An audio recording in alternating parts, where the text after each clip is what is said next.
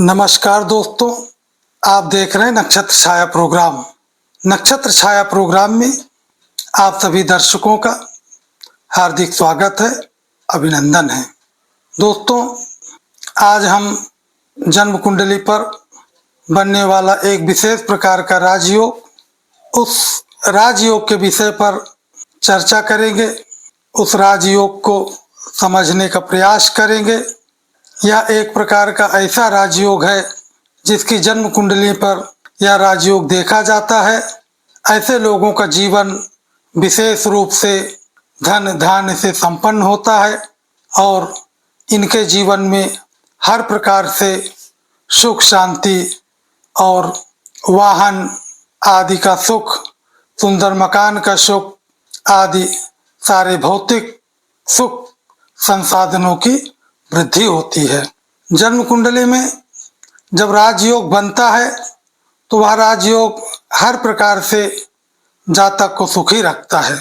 ये जो सूत्र है ये हमारे ऋषियों के शोध है, उनका इस पर गहन चिंतन और मनन है और हम जो भी सूत्र यहाँ लेकर के आते हैं इसके स्वभाव में, इसके गुण में किसी भी प्रकार का परिवर्तन न आज तक हुआ है और न आगे होगा, क्योंकि ये सूत्र आदि अनादिकाल से, जब से ज्योतिष शास्त्र की उत्पत्ति हुई है तब से ये सूत्र चले आ रहे हैं और इन्हीं सूत्रों के आधार पर जो व्यक्ति की जन्म कुंडली का विशेष अध्ययन किया जाता है, वे अध्ययन हमारे ऋषि महर्षि विद्वान गण आदि करते चले आ रहे हैं।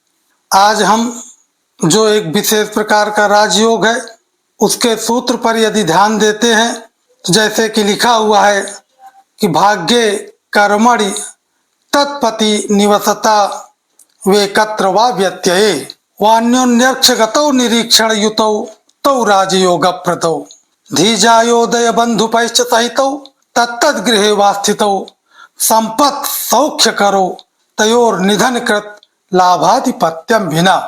आज हम चर्चा करेंगे जो जन्म कुंडली के 9वें स्थान और 10वें स्थान के माध्यम से राजयोग बनता है। भाग्य कर्मणि, भाग्य स्थान और कर्म स्थान। जन्म कुंडली का जो 9वां स्थान होता है वह भाग्य स्थान उसको कहते हैं। इसी प्रकार से जन्म कुंडली का जो 10वां स्थान होता है उसे कर्म स्थान कहते हैं, उसे राज्य स्थान भी कहते हैं। जन्म कुंडली का 10वां स्थान केंद्र का स्थान माना गया है और 9वां स्थान जिसे हम भाग्य स्थान कहते हैं, धर्म स्थान कहते हैं, वह त्रिकोण स्थान माना गया है। केंद्र स्थानों में सबसे बली जो केंद्र भाव है वह 10वां भाव है। 4 केंद्र हैं, लग्न, चतुर्थ, सप्तम और 10वां। चतुर्थ भाव जो केंद्र स्थान कहलाता है वो सबसे कम बली है। उससे अधिक बलवान सप्तम स्थान, जिसको जाया स्त्री पति का भाव कहते हैं, वह स्थान माना गया है और 7वें स्थान से बलवान 10वां स्थान राज्य स्थान को सबसे बली माना गया है। इसी प्रकार से त्रिकोण भाव में 5वां स्थान सबसे कम बली त्रिकोण माना गया है और 9वां स्थान धर्म भाव को सबसे अधिक बलवान माना गया है। तो सबसे जो पहला सूत्र है उसमें यदि हम देखते हैं तो सूत्र हमारा कहता है कि भाग्ये कर्मणि तत्पति निवसता वेकत्र वा व्यत्यये। भाग्य स्थान का स्वामी और कर्म स्थान का स्वामी यदि ये अपने अपने घर पर स्थित हों, अर्थात भाग्य स्थान का स्वामी भाग्य भाव पर हो और कर्म स्थान का स्वामी कर्म स्थान पर हो, या कहीं भी हो लेकिन वो अपनी राशि पे हो। एकत्र वा व्यत्यये, या भाग्य स्थान का स्वामी और कर्म स्थान का स्वामी भाग्य स्थान पर हो या कर्म स्थान दशम भाव पर हो, दोनों एक साथ हों, या तो दोनों भाव के स्वामी नवम स्थान पे हों या दोनों स्थान के स्वामी दशम स्थान पर हों, या इन दोनों का व्यत्यय हो, यानी दशम स्थान का स्वामी नवम भाव पर बैठ जाए और नवम भाव का स्वामी दशम स्थान पर बैठ जाए। यदि ऐसा योग देखने को मिलता है तो यह राजयोग को देने वाला होता है।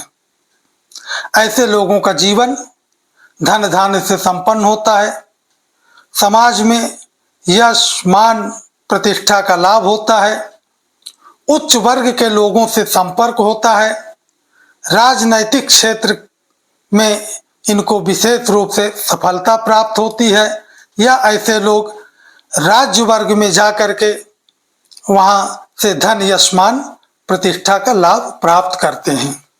ऐसे लोग अत्यंत भाग्यशाली होते हैं, इनका जीवन सुखी होता है, आनंदमय होता है।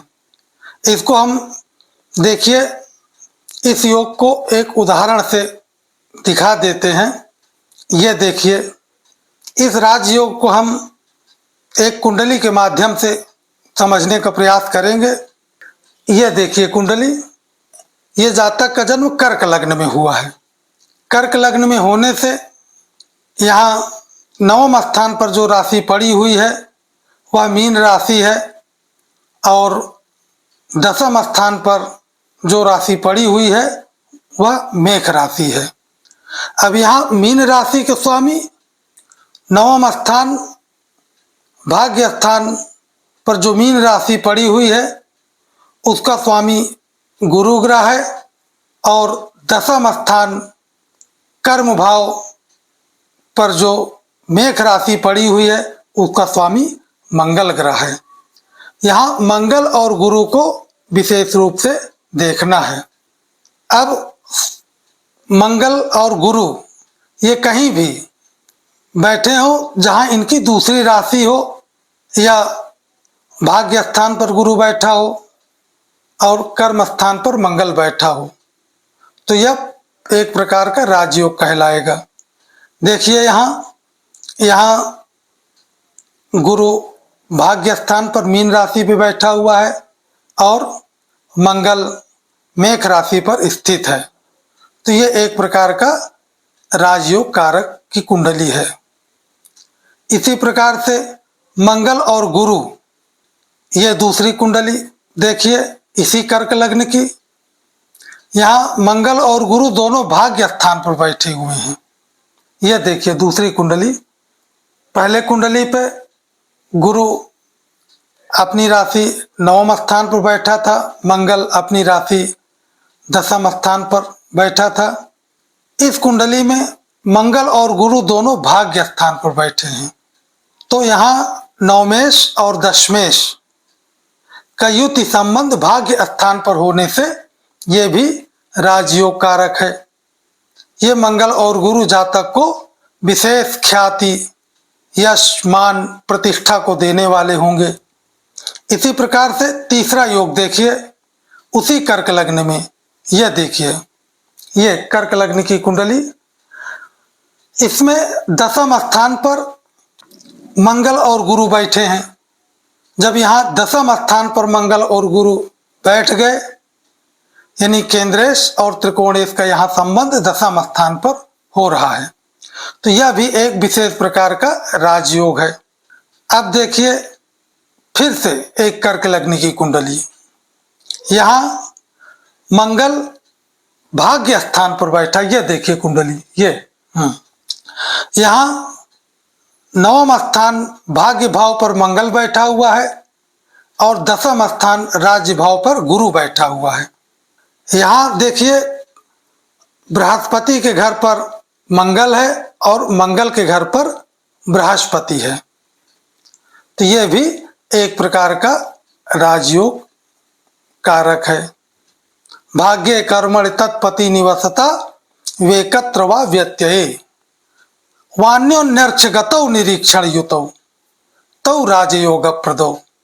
इसके अलावा भी नवम भाव का स्वामी और दसम भाव के स्वामी ये जन्म कुंडली पर कहीं भी बैठ जाएं, लेकिन ये एक दूसरे को देखते हों, इनकी दृष्टि एक दूसरे को देख रही हो, तो वो भी राजयोग कारक होगा, उसको भी राजयोग की श्रेणी में रखा जाएगा। और यह योग भी धन, यश, मान, प्रतिष्ठा को देने वाला होगा। ऐसे लोगों का सुंदर मकान होता है, आलीशान बंगले का सुख प्राप्त होता है, 2, 3, 4, 5 आदि वाहनों का सुख प्राप्त होता है, नौकरों का सुख इनको सदैव प्राप्त रहता है। और राज मुद्रा, ऐसे लोग राज्य पक्ष में जाकर के, राज्य के क्षेत्र में जाकर के कार्यरत होते हैं, वहां इनको धन, यश, मान, प्रतिष्ठा का लाभ होता है, बड़े बड़े लोगों से सम्मान की प्राप्ति होती है और समाज में इनका नाम होता है। ये दृष्टि वाला भी राजयोग समझ लीजिए। यहाँ देखिए फिर एक कर्क लग्न की, वही कर्क लग्न की कुंडली में यहाँ मंगल ग्रह लग्न स्थान पर बैठा हुआ है और बृहस्पति ग्रह सप्तम भाव पर बैठा हुआ है। तो मंगल बृहस्पति को देख रहा है और बृहस्पति मंगल को देख रहा है। ये नवमेश और दशमेश यानी नवम भाव का स्वामी दसम भाव के स्वामी को देख रहा है और दसम भाव का स्वामी नवम भाव को देख रहा है। एक तो यह दृष्टि हो गई, यह भी एक प्रकार का योगकारी ग्रह है, राजयोग कारक है। इसी प्रकार से सूत्र हमारा कहता है कि दशमेश और नवमेश कहीं भी बैठे हों, लेकिन दोनों किसी एक भाव को देख रहे हों, तब भी एक विशेष प्रकार का राजयोग बनता है। ये बहुत ही महत्वपूर्ण सूत्र है, इसको समझने की आवश्यकता है, इस पर मनन करने की आवश्यकता है। और इन सूत्रों को जब आप किसी भी कुंडली पर लागू करके देखेंगे तो आप पाएंगे कि इन योगों का जो प्रभाव होता है जातक के जीवन में निश्चित रूप से पाया जाता है, वह प्रभाव, वो राजयोग देखने को मिलता है। ऐसे लोग विशेष रूप से सुखी, संपन्न माने गए हैं। तो ये जो योग है कि जन्म कुंडली पे केंद्रेश, दशमेश और भाग्येश ये कहीं भी बैठे हों, लेकिन दोनों की दृष्टि किसी एक भाव पर हो। इसको देखो, ये वही कर्क लग्न की कुंडली फिर देखिए। यहां बृहस्पति सप्तम स्थान पर बैठा हुआ है और मंगल यहां पंचम स्थान पर बैठा हुआ है। अब यहां बृहस्पति न मंगल को देख रहा है और न मंगल ग्रह बृहस्पति ग्रह को देख रहा है। यहाँ किसी भी प्रकार से उसकी दृष्टि का योग नहीं बन रहा है, क्योंकि बृहस्पति ग्रह की दृष्टि जो है 5वें स्थान को बृहस्पति ग्रह देखता है, 9वें स्थान को अपनी पूर्ण दृष्टि से बृहस्पति ग्रह देखता है और 7वें भाव को अपनी पूर्ण दृष्टि से बृहस्पति ग्रह देखता है। उसी प्रकार से मंगल ग्रह की जो पूर्ण दृष्टि बताई गई है वह चौथे स्थान को अपनी पूर्ण दृष्टि से देखता है, जहां बैठा होगा वहां से चौथे भाव को अपनी पूर्ण दृष्टि से देखेगा, सप्तम स्थान को भी अपनी पूर्ण दृष्टि से देखेगा और इसी प्रकार से 8वें भाव को भी अपनी पूर्ण दृष्टि से देखेगा। ये जो विशेष प्रकार के राजयोग कारक दृष्टि योग से ग्रह राजयोग बनाते हैं, तो इसमें पूर्ण दृष्टि का ही विशेष महत्व माना गया है। तो यहाँ देखिए कर्क लग्न में बृहस्पति ग्रह सप्तम स्थान पर बैठा हुआ है और बृहस्पति ग्रह की दृष्टि जो पूर्ण दृष्टि है वो एकादश स्थान लाभ भाव पर पड़ रही है। बृहस्पति यहाँ से 5वें भाव को अपनी पूर्ण दृष्टि से देख रहा है, तो 7वें भाव से जो उसका 5वां भाव हुआ वो एकादश स्थान लाभ भाव हुआ। वहां पर बृहस्पति ग्रह की पूर्ण दृष्टि का प्रभाव है। जन्म कुंडली पर पंचम भाव पर स्थित होकर के मंगल ग्रह अपनी पूर्ण सप्तम दृष्टि से एकादश स्थान लाभ भाव को देख रहा है। तो यहां मंगल ग्रह की भी दृष्टि लाभ स्थान पर है और बृहस्पति ग्रह की भी दृष्टि लाभ स्थान पर है। तो यह भी एक विशेष प्रकार का राजयोग को देने वाला है। आय सर्वार्थ धान्या कन्या मित्र चतुष्पदा सब प्रकार से लाभकारी है। अब आगे बढ़ते हैं। धी जायोदय बंधु पैश्च सहितो तत्तद गृहे वास्थितो। अब यहाँ विशेष ध्यान देने की बात है। जो सूत्र हैं ये सब जन्म कुंडली के जो 12 भाव हैं उनके जो पर्यायवाची शब्द हैं यह उन भावों से जिन जिन तत्वों का विचार होता है, जिन जिन वस्तुओं का विचार होता है उसके नाम को जोड़ दिए गए हैं। जैसे धी, धी बुद्धि, ये प्रज्ञा, ज्ञान, ये सब जन्म कुंडली का पंचम भाव है। जाया, जाया शब्द यहाँ 7वें भाव को इंगित किया गया है जाया शब्द से, क्योंकि जाया सप्तम स्थान, जाया मध्य प्रयाणम च पदाप्तिम च वणिक क्रियाम मरणम च स्वदेहस्य जाया भावान निरीक्षयेत। ऐसा वैदिक ज्योतिष शास्त्रों में कहा गया है कि 7वां स्थान वो जाया स्थान है। तो पंचम स्थान और सप्तम स्थान। उदय, उदय स्थान लग्न स्थान की परिभाषा है। लग्न स्थान को उदय स्थान भी कहते हैं। धी जायोदय, उदय, जाया उदय, बंधु पैश्च सहित और बंधु, बंधु शब्द मित्र का है और वो जन्म कुंडली का 4थे भाव की परिभाषा है। चतुर्थ स्थान से बंधुओं का विचार करते हैं, मित्रों का विचार जो चतुर्थ स्थान से करते हैं। धी जायोदय बंधु पैश्च सहितो तत्तद गृहे वास्थितो। अब यहाँ उसी 10वें भाव के स्वामी और 9वें भाव के स्वामी को यह देखना है कि ये इन स्थानों पर कहीं भी बैठे हों तब भी राजयोग कारक होंगे। या तो लग्न स्थान पर बैठ जाएं, या तो चतुर्थ स्थान पर बैठे हों, या पंचम स्थान पर बैठे हों, या सप्तम स्थान पर बैठे हों, तब ये राजयोग कारक होंगे। धी जायोदय बंधु पैश्च सहितो तत्तद गृहे वास्थितो। जब ऐसा योग होगा तो क्या होगा कि संपत्ति, सर्व संपत्तिशाली योग बन जाता है। सौख्य करो तयोर निधन कृत लाभाधिपत्यम बिना।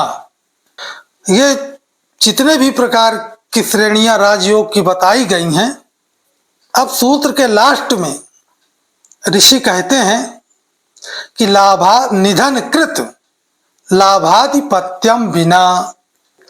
ये जो दशमेश है और भाग्येश है, इसकी दूसरी राशि निधन माने मृत्यु स्थान पर न पड़ी हो या एकादश स्थान लाभ भाव पर न पड़ी हो, उसके बिना ही ये सारे राजयोग फल मिलेंगे। अन्यथा यदि इन दोनों भावों की राशियां अष्टम स्थान पे या एकादश स्थान पर पड़ी हुई है तो ये सारे राजयोग भंग हो जाएंगे, कुछ भी सुख प्राप्त नहीं होगा। इसलिए यह भी विशेष रूप से ध्यान रखने की आवश्यकता है कि भाग्य स्थान का स्वामी की जो दूसरी राशि है वो अष्टम स्थान पर न पड़ी हो जो मृत्यु भाव है।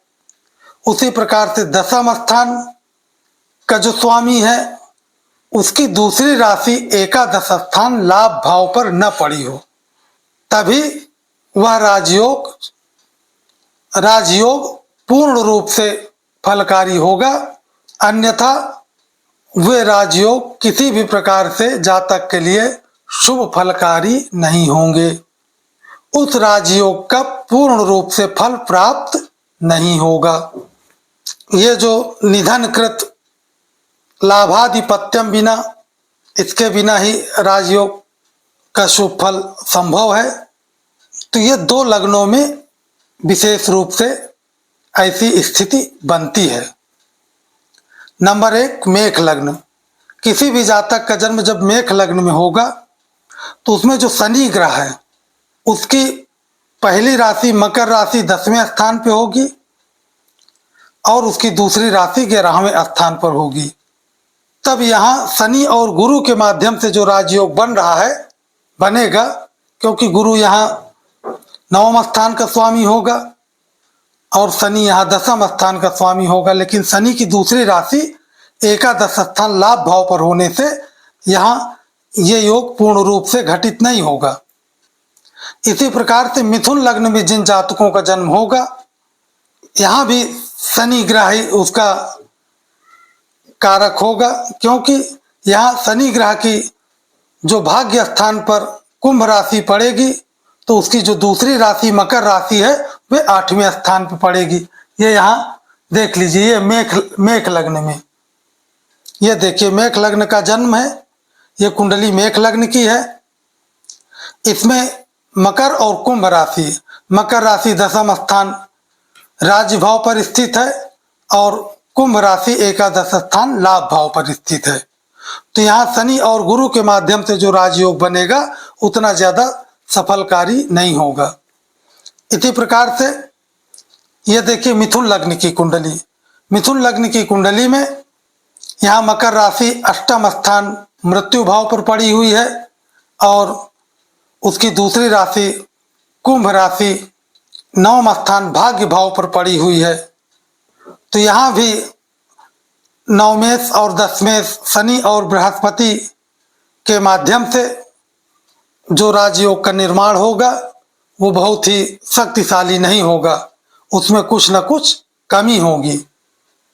तो इस प्रकार से जब हम किसी भी कुंडली का गहनता से अध्ययन करेंगे, उसको देखेंगे और भी अन्य ग्रहों को ध्यान में रखते हुए कि ये जब राजयोग बन जाते हैं तो उसके बाद भी इस पर क्या क्या देखना चाहिए, वे सभी अंगों को कुंडली पर लागू करते हुए तब जाकर के किसी निष्कर्ष पर जब हम पहुंचेंगे तब वह फल हमारा विशेष रूप से 100% शुभ फलदायी होगा, उसका प्रभाव जातक के जीवन में देखने को मिलेगा।